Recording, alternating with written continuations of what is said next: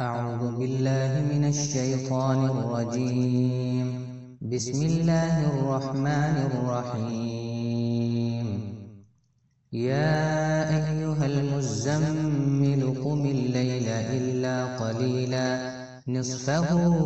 أو انقص منه قليلا أو زد عليه ورتل القرآن ترتيلا إنا سنلقي عليك قولا ثقيلا إن ناشئة الليل هي أشد وطئا وأقوم قيلا إن لك في النهار سبحا طويلا واذكر اسم ربك وتبتل إليه تبتيلا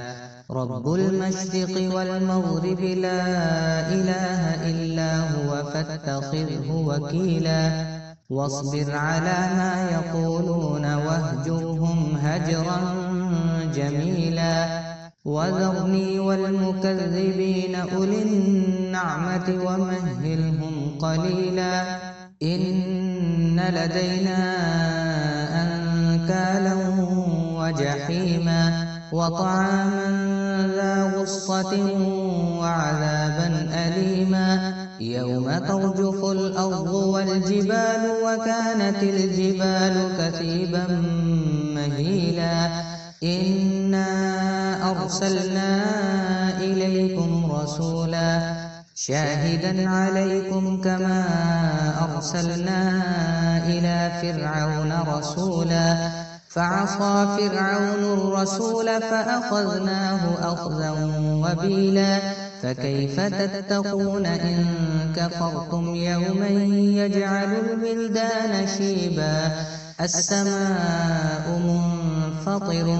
به كان وعده مفعولا إن هذه تذكرة فمن شاء اتخذ إلى ربه سبيلا إن ربك يعلم أنك تقوم أدنى من ثلثي الليل ونصفه وثلثه وطائفة من الذين معك والله يقدر الليل والنهار علم أن لن تحصوه فتاب عليكم فاقرؤوا ما تيسر من القرآن علم أن سيكون منكم مرضى وآخرون يضربون في الأرض يبتغون من فضل الله وآخرون يقاتلون في سبيل الله فاقرؤوا ما تيسر منه وأقيموا الصلاة وآتوا الزكاة وأقرضوا الله قرضا حسنا وما تقدموا لأنفسكم من خير تجدوه عند الله هو خيرا وأعظم أجرا واستغفروا الله إن الله غفور رحيم.